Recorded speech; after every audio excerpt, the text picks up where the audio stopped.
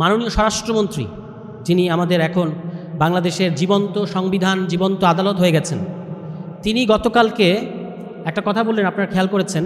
তিনি বললেন যে সংস্কারটা কোথায় পেলেন? সংবিধান সংশোধনী করা যায়, সংবিধান রহিত করা যায়, সংবিধান বাতিল করা যায়, সংস্কার করা যায় না। তো আপনাদের যে ৩১ দফার ১ নম্বর দফা, এটাই তো আপনি পড়েন নাই। ৩১ দফার 1 নম্বর দফায় আপনারা বলেছেন সংবিধান সংস্কার কমিশন করবেন আপনারা। তো আমরা আপনাদের কাছে আহ্বান জানাতে চাই, এই আলোচনার মধ্য দিয়ে আমি আমার ব্যক্তিগত জায়গা থেকে আহ্বান জানাতে চাই যে সমস্ত কিছু আপনারা কিছুই বাস্তবায়ন করবেন না, আমরা বুঝতে পেরেছি।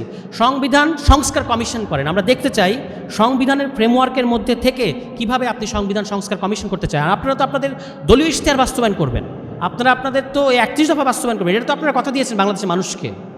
তো সেখানে তো আপনারা সংবিধান সংস্কার কমিশনের কথা বলেছেন, তো সেই সংবিধান সংস্কার কমিশনটা করেন, সেটাও তো করছেন না। আপনারা সংশোধনী কমিটি করতে চাচ্ছেন। এখন সংশোধনী, কালকে দেখেন তারা বাংলাদেশের ইতিহাসে প্রথমবারের মতো কোনো সরকার একটা মুলতবি প্রস্তাব এনেছে। সেই মুলতবি প্রস্তাবটা কি? যে জুলাই সনদ নিয়ে তারা আলোচনা করবে। মূলত জুলাই সনদকে তারা ওই সংশোধনীর মধ্যে ঢুকাতে চাচ্ছে। এর ফলে যেটা হবে, জুলাই সনদটাকে কেউ আদালতে চ্যালেঞ্জ করতে পারবে এবং আলটিমেটলি বাতিল হয়ে যাবে। তাহলে আপনি যেটাকে মুলতবি করতে চাচ্ছেন, মানে মুলতবি আলোচনা করতে চাচ্ছেন, যেটা বিষয়ে আলটিমেটলি যেটা আসলে এক ধরনের অস্তিত্বের হুমকির মধ্যে পড়ছে আমাদের জুলাই সনদ, সেই আলোচনায় কেন বিরোধী দল অংশ নেবে?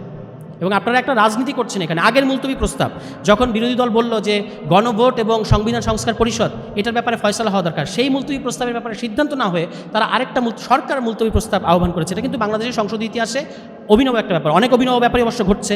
সংসদ নেতা বসে থাকেন এবং তার পক্ষে আরেকজন বলেন যে আমি সংসদ নেতার পক্ষে বলছি। গতকালকে আপনারা দেখেছেন। এটাও কিন্তু বাংলাদেশের পার্লামেন্টারি ইতিহাসে একটা নতুন ঘটনা। তো বিএনপি এরকম অনেক নতুন নতুন ঘটনা আমাদেরকে উপহার দিচ্ছে। দ্বিতীয়ত দেখবেন তিনি মানে সালাউদ্দিন আহমদ নাকি বাংলাদেশে এত সংবিধান বোঝেন যেটা আর কেউ বোঝেন না। তিনি গতকালকে আবারও বলেছেন সংসদ সার্বভৌম। তার রেফারেন্সটা কি? রেফারেন্স হচ্ছে সংবিধানের অনুচ্ছেদ 1, যেখানে বলা আছে প্রজাতন্ত্র, সার্বভৌম প্রজাতন্ত্র। বাংলাদেশ একটা সভরেইন রিপাবলিক। তো বাংলাদেশ হচ্ছে একটা সভরেইন রিপাবলিক। আপনারা শব্দটা খেয়াল করবেন। অনুচ্ছেদ 7-এ বলা আছে এই সভরেইন রিপাবলিকের মালিক হচ্ছে বাংলাদেশের জনগণ। অনুচ্ছেদ 1-এ বলা আছে আমাদের এই রিপাবলিকটা সভরেইন। অনুচ্ছেদ 7-এ বলা হচ্ছে এই সভরেইন রিপাবলিকের মালিক হচ্ছে বাংলাদেশের জনগণ। এখান থেকে আপনি কিভাবে সিদ্ধান্তে পৌঁছালেন যে সংসদ হচ্ছে সার্বভৌম? এটা হচ্ছে ওই যে ছোটোবেলায় আমরা লজিক্যাল ফ্যালাসির চর্চা করতাম যে মানুষ গরু খায়, গরু ঘাস খায়, সুতরাং মানুষ ঘাস খায়।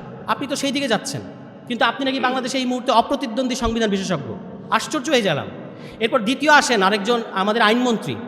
তিনি আদালতে অনেকদিন প্র্যাকটিস করেছেন, তো মিথ্যাটা মাশাআল্লাহ দারুণ বলতে জানেন। এবং মিথ্যা বললে আবার সমস্যা আছে, ওনাদের সংসদীয় ভাষা হচ্ছে অসত্য। তো ওনারা অসত্য কথাটা উনি কীভাবে বলেছেন?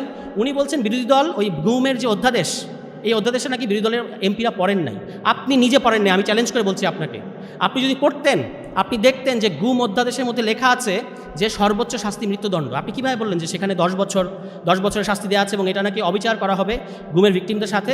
তারা এখানে দেখবেন দুটো অসত্য কথা তিনি বলেছেন। 1 নম্বর কথা, যে 1973 সালের যে আইসিটি অ্যাক্ট, মানবতা বিরোধী আইন, সে আইনে নাকি গুমকে সংজ্ঞায়িত করা হয়েছে। কিন্তু সেখানে কোন গুমকে সংজ্ঞায়িত করা হয়েছে? যেটা সিস্টেম্যাটিক এবং ওয়াইড স্প্রেড গুম। কিন্তু একটা বিচ্ছিন্ন সুনির্দিষ্ট একটা গুমের ঘটনা, যেটা সাম্প্রতিক বিগত রেজিমে আমরা দেখেছি, এই ঘটনার এটাকে অপরাধ হিসেবে আমলে নিয়ে এটার তদন্ত এবং এটার বিচার করার স্কোপ ওই মানবতা বিরোধী আইনের মধ্যে নাই। আপনি আইনমন্ত্রী হয়ে এটা বোঝেন না? না বুঝলে আমাদের কাছ থেকে শেখেন।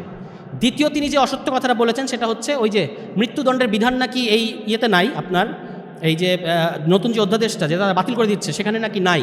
কিন্তু সেখানে তো পরিষ্কার ভাষায় ওই 4 নম্বর অনুচ্ছেদের মধ্যে বলা আছে যে সর্বোচ্চ শাস্তি হবে মৃত্যুদণ্ড। শুধু তাই না, যাবজ্জীবনও হতে পারে। তো আপনি এই সামান্য জিনিসটা পড়লেন না, সবাইকে হবস লক পড়তে বলেন, লকও উচ্চারণ করতে পারেন না উনি, লক্স বলেন। লক্স বলতে কেউ নাই পৃথিবীতে। লক আছেন, জন লক, একজন বিখ্যাত দার্শনিক। এবং আমি আরেকটা প্রোগ্রামে উনাকে চ্যালেঞ্জ করেছিলাম, উনি যদি 5 মিনিট টানা 5 মিনিট রুশোর সোশ্যাল কন্ট্রাক্ট নিয়ে কথা বলতে পারেন, আমি আপনাদেরকে এতগুলো মিডিয়াকে সাক্ষী রেখে বলছি জীবনে আর কোনো বিষয়ে কোনোদিন কথা বলবো না। উনি এটা বলতে পারবেন না। ওই সোশ্যাল কন্ট্রাক্ট শব্দ ছাড়া উনি আর কিছু জানেন না। কিন্তু খুবই এখানে এসে হম্বিতম্বি করছেন, দেখাচ্ছেন যে উনি খুব এগুলো পড়ে ফেলেছেন। আসলে এগুলো কিছু পড়েন নাই, মিথ্যাচার করছেন উনি পরিষ্কার ভাষায়। আমরা যেহেতু সংসদে নাই, অসত্য বলার দায় আমাদের নাই, মিথ্যা বলছেন উনি। আচ্ছা, এই দুইটা ছাড়াও একটা খুবই ডেঞ্জারাস জিনিস এই সরকার করছে, যেটা আমরা কিন্তু কেউ খেয়াল করছি না। সরকার একটা জুলাই অধ্যাদেশ, দায়মুক্তির অধ্যাদেশ করেছে, আপনারা জানেন।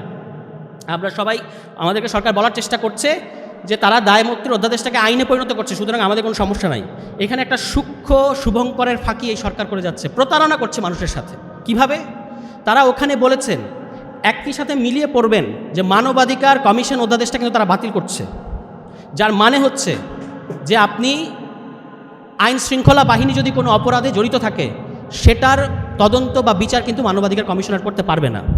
আচ্ছা, এবার জুলাই অধ্যাদেশে আপনি কি বলেছেন? এখানে পুলিশের সাথে জুলাইয়ে যে সংঘর্ষ হয়েছে বা পুলিশের সাথে জনগণের যে এনকাউন্টার, এটাকে দুটো ভাষায় ব্যক্ত করা হয়েছে। এক নম্বর ভাষা এটা রাজনৈতিক প্রতিরোধ, আরেক নম্বর ভাষা হচ্ছে সাধারণ অপরাধ। এখন কোনটা সাধারণ অপরাধ আপনারা অধ্যাদেশটা আবার ভালো করে পড়ে দেখবেন, কোনটা সাধারণ অপরাধ কোনটা রাজনৈতিক প্রতিরোধ এটা কে ফয়সালা করবে। এখন যদি এই মানবাধিকার অধ্যাদেশ কমিশনটা থাকতো, এটা মানবাধিকার কমিশনের করার কথা নিরপেক্ষভাবে, কিন্তু এই অধ্যাদেশটা বাতিল করে দেওয়ার কারণে পুরনো যে মানবাধিকার কমিশনের যে আইনটা আছে 2009 সালে, এটা কিন্তু ফেরত আসছে এবং সেই আইন অনুযায়ী আপনি আইন শৃঙ্খলা বাহিনীর বিরুদ্ধে মানবাধিকার কমিশন কোনো তদন্ত করতে পারবে না। এটার মানে কি, কোনটা রাজনৈতিক প্রতিরোধ এবং কোনটা সাধারণ অপরাধ এটা কে ফয়সালা করবে? পুলিশই করবে। পিওর কনফ্লিক্ট অফ ইন্টারেস্ট, অর্থাৎ সরকার নিজের কাছে সূক্ষ্মভাবে এমন ক্ষমতা রাখছে যে প্রয়োজনে তারা যে কোনো কাউকে এটা দিয়ে হয়রানি করতে পারবে। কিন্তু তারা আবার আপনাকে আমাকে বলবে যে আমরা তো জুলাই এটাকে অধ্যাদেশকে দায়মুক্তি দিয়েছি। ফলে এই জিনিসটা আমাদেরকে খুব পরিষ্কারভাবে খেয়াল করা উচিত যে সরকার এখানে খুবই সূক্ষ্ম পর্যায়ের একটা 2 নম্বরই আমাদের সাথে করে যাচ্ছে। এখন এই যে গুম, মানবাধিকার, পুলিশ কমিশন, এগুলো নিয়ে কথা বলতে বলতে আমরা কিন্তু অত্যন্ত গুরুত্বপূর্ণ আর কয়েকটা কথা বলছি না। ব্যাংক রেজুলেশন অধ্যাদেশ তারা বাতিল করে দিয়েছে, তারা মহা হিসাব নিরীক্ষক অধ্যাদেশ বাতিল করে দিয়েছে, তারা মাইক্রো ফাইন্যান্স অধ্যাদেশ বাতিল করে দিয়েছে। এগুলোর সহজ মানে হচ্ছে কোনো হিসাব বিকাশ সরকার বাংলাদেশের মানুষকে দেবে না এবং তারা ব্যাংকিং খাতে লুটপাটটা যেন নির্বিঘ্নে করতে পারে, সেটা নিয়ে যেন তাদেরকে ধরা না যায়, এই ব্যবস্থা তারা করে ফেলেছে। ফলে 2 মাসের সরকার, আপনারা তো, আমি খুব দুঃখিত যে আপনারা আলোচনা করছেন জুলাই সনদ এবং গণভোট নিয়ে। অধ্যাদেশগুলো নিয়ে সরকার যেটা করেছে, যেগুলো আমাদের তদারকি প্রতিষ্ঠান, সেই প্রতিষ্ঠানগুলোকে স্বাধীনতাটাকে খর্ব করার জন্য অধ্যাদেশগুলোকে বাতিল করে দিয়েছে। এরই মধ্য দিয়ে সংস্কারের 40% এই সরকার ইতিমধ্যেই কবর রচনা করে ফেলেছে। এই প্রতিষ্ঠানগুলো যদি স্বাধীন না থাকে তাহলে আমাদের জুলাইয়ের যে রাষ্ট্র সংস্কার, রাষ্ট্র মেরামত, এটা কিন্তু আর হবে না। ফলে আমি আপনাদেরকে আহ্বান জানাবো যে তারা এখন বলছে যে তারা জুলাই সনদ অক্ষরে অক্ষরে বাস্তবায়ন করবে। অন দ্য আদার হ্যান্ড, তারা যে সকল অধ্যাদেশ আমাদের জবাবদিহির কালচারটা ফিরিয়ে আনার জন্য দরকার, সেই সমস্ত অধ্যাদেশ তারা বাতিল করে দিচ্ছে এবং তারা বলছে যে তারা তাদের দলীয় ইশতেহার বাস্তবায়ন করবে। এই যে গুরুত্বপূর্ণ অধ্যাদেশগুলো তারা বাতিল করে দিচ্ছে না, অন্তর্বর্তী সরকারের একটা অধ্যাদেশকে তারা রেখে দিচ্ছে। সেটা কোনটা? স্থানীয় সরকার অধ্যাদেশ। সেখানে ওই বিশেষ পরিস্থিতিতে তখন আওয়ামী লীগের জনপ্রতিনিধিদের, যারা আসলে বিভিন্ন ধরনের বিতর্কিত এবং অবৈধ নির্বাচনের মধ্যে দিয়ে ক্ষমতা এসেছিল, তাদেরকে অপসারণের জন্য বিশেষ পরিস্থিতিতে তৎকালীন অন্তর্বর্তী সরকার একটা অধ্যাদেশ করেছিল, স্থানীয় সরকার অধ্যাদেশ। এই অধ্যাদেশটা কিন্তু এই সরকার বাতিল করছে না, এটাকে আইনে পরিণত করছে এবং সেখানে লিখে রাখছে যে সরকার চাইলে যে কোনো জনপ্রতিনিধিকে কলমের এক খোঁচায় অপসারণ করতে পারবে। এই ক্ষমতা সরকার নিজের কাছে রাখছে এবং তারা তাদের দলীয় ইশতেহারের মধ্যে বলেছে তারা কখনো প্রশাসক নিয়োগ দেবে না, কিন্তু এখন আমরা দেখতে পাচ্ছি তারা আসলে প্রশাসক নিয়োগ দিয়েছে। ফলে যেগুলোতে তাদের নিজেদের ক্ষমতা বৃদ্ধি করা যাবে সেই অধ্যাদেশগুলোকে তারা আইন বানিয়েছে, আর যে অধ্যাদেশগুলো বাস্তবায়ন করলে, আইনে পরিণত করলে তারা জবাবদিহি এবং অ্যাকাউন্টেবিলিটির মধ্যে থাকবে, সেই অধ্যাদেশগুলোকে তারা বাতিল করে দিয়েছে। এই হচ্ছে বর্তমান বিএনপি সরকার। এবং তারা ওই যে টেবিল চাপড়ায়, যখন বেগম খালেদা জিয়াকে অপমান করা হয় তখনও তারা টেবিল চাপড়ায়, যখন শহীদ প্রেসিডেন্ট জিয়াউর রহমানকে অপমান করা হয় তখনও তারা টেবিল চাপড়ায়। বাংলাদেশে 3 জন জিয়া 3টি গণভোটের মুখে পড়েছিলেন, একজন শহীদ প্রেসিডেন্ট জিয়াউর রহমান, একজন বেগম খালেদা জিয়া, আরেকজন তাদের সুযোগ্য সন্তান জনাব তারেক জিয়া। ওই 2 জন গণভোটে, একজনের গণভোটের মধ্যে দিয়ে আমরা বহুদলীয় গণতন্ত্র পেয়েছি, আরেকজনের গণভোটের মধ্যে দিয়ে আমরা সংসদীয় গণতন্ত্র পেয়েছি। আরেকজনের সামনে, ইতিহাসের সামনে, তিনি এমন একটা ইতিহাসের সামনে দাঁড়িয়ে আছেন যখন এই গণভোটটা বাস্তবায়ন করলে বাংলাদেশের রাষ্ট্র সংস্কার ঘটবে। তিনি এই গণভোটটাকে পুরোপুরি তুলে দিয়েছেন সালাউদ্দিন আহমদ নামে একজন ব্যক্তির হাতে।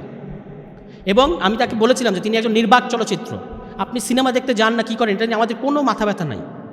আপনি বাংলাদেশের রাষ্ট্র সংস্কার প্রশ্নে, রাজনৈতিক প্রশ্নে কি সমাধান দিচ্ছেন, আপনার কি বক্তব্য? আপনি খেয়াল করে দেখেন, সেদিন বিরোধী দলের ডাকা মুলতবি প্রস্তাব আর গতকালকে সরকারি দলের ডাকা মুলতবি প্রস্তাব, এই মোটামুটি 4-5 ঘন্টা সংসদে জুলাই সনদ, গণভোট ইত্যাদি নিয়ে আলোচনা হয়েছে। আমরা কি আমাদের মাননীয় প্রধানমন্ত্রীর মুখে একটা বাক্য শুনেছি? আমরা একটা বাক্য শুনি নাই। এই নির্বাক চলচ্চিত্র আমাদের মাননীয় প্রধানমন্ত্রী। আমরা এরকম প্রধানমন্ত্রী চাই নাই, আমরা আপনার মুখে কথা শুনতে চাই। আপনি সংসদে থাকা অবস্থায় কেন আপনি তো একটা ওই যে প্রজ্ঞাপন জারি করেছিল যে ওনার অনুপস্থিতিতে সালাউদ্দিন আহমদ কী কী দায়িত্ব পাবেন, মির্জা ফখরুল ইসলাম আলমগীর কী কী দায়িত্ব পাবেন। এখন আমরা দেখতে পাচ্ছি ওনার উপস্থিতিতেই সেই দায়িত্বগুলো সালাউদ্দিন আহমদ পালন করছেন। এবং তিনি বাংলাদেশকে যেই কথাগুলো বলছেন এত গোজামিল এবং এত বিভ্রান্তিতে ভরপুর ওনার কথাবার্তা, সালাউদ্দিন আহমদ, তিনি নাকি বাংলাদেশে এখন একমাত্র সংবিধান বিশেষজ্ঞ। তো এটা আসলে ওনার সংবিধান বিশেষজ্ঞতা না, এটা ওনার বিশেষজ্ঞ জ্ঞান না, এটা হচ্ছে ক্ষমতা। 43 মিনিট কথা বলতে পারলে আপনি যা খুশি তাই কথা বলতে পারবেন। ফলে আপনি ওই স্ট্র্যাটেজিক সুবিধাটা ব্যবহার করছেন। 43 মিনিট কথা বলার মানে হচ্ছে প্রত্যেক মিনিটে বাংলাদেশের জনগণের 2 লক্ষ টাকা খরচ হচ্ছে অন্তত। তাহলে 43 মিনিটে কত খরচ হচ্ছে? সেই টাকা খরচ করে আপনি বাংলাদেশের মানুষের সাথে মকারি করছেন।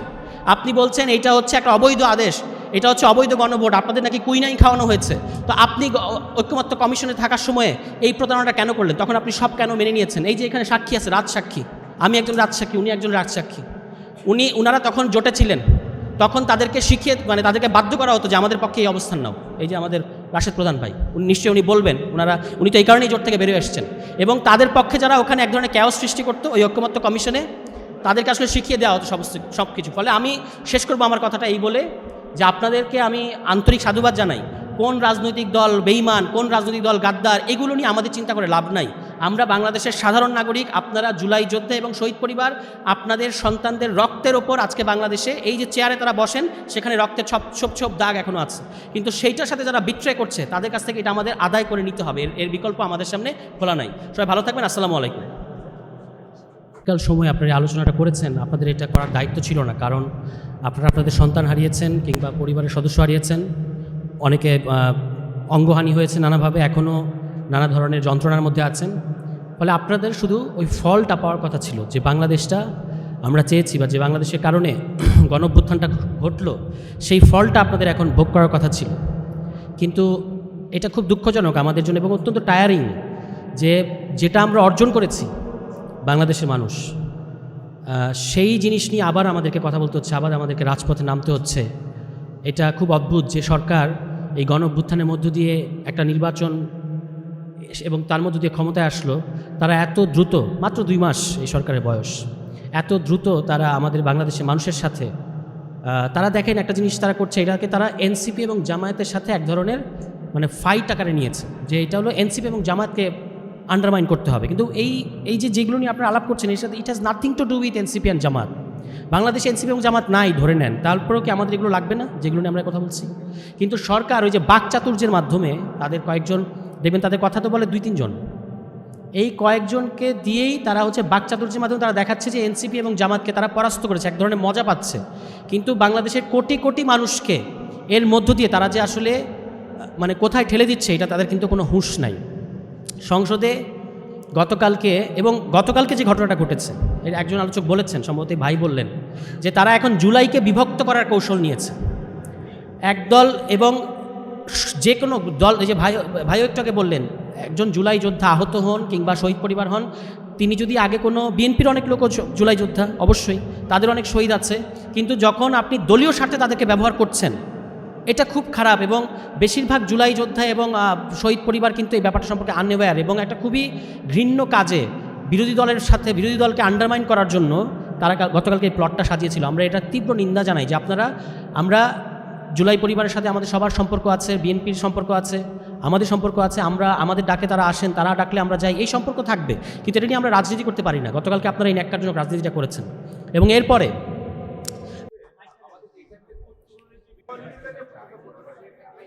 আচ্ছা, হ্যাঁ,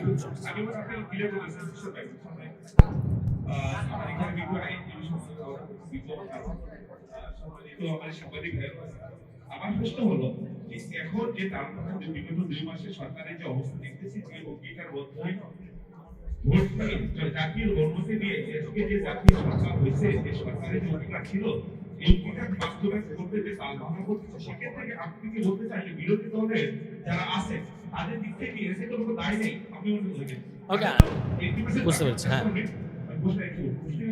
বিরোধী দল যারা আছে তাদের কি এখানে দায়বদ্ধ আছে? তারা কেন আমাদের দ্বিতীয় কথা হচ্ছে, আমাদের আইনজীবীদের সময় যারা এখানে বিরোধ তৈরি করেছে, এবং আপনি তারা বিগত 8 মাস বলেন, 10 মাস বলেন, আমরা যে করেছিলাম, এখানে সবাই সম্মিলিত ছিল।